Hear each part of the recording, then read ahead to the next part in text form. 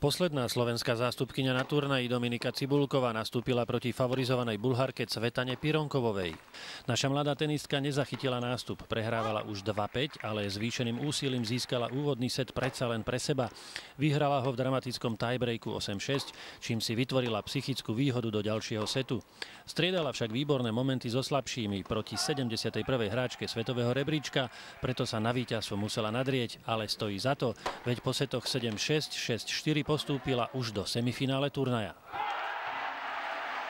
Za stavu 2-5, keď bolo, tak som si uvedomila, že kde robím chyby a ja si veľmi cením na tomto, že som vlastne sa nestiahla a nezačala byť viacej nervóznejšia, ale išla som si ešte viacej preto a som si povedala, že musím si chodiť do tých lobt a musím jej kontrolovať, lebo ona má také nepríjemné priamky a z toho backhandu hlavne to má, myslím, že ten backhand má veľmi dobrý. Aj keď som mala proti sebe takú strelkyňu superku, ešte ja som si išla viacej ako agresívne proti tomu a uhrala som si tie 15 sama.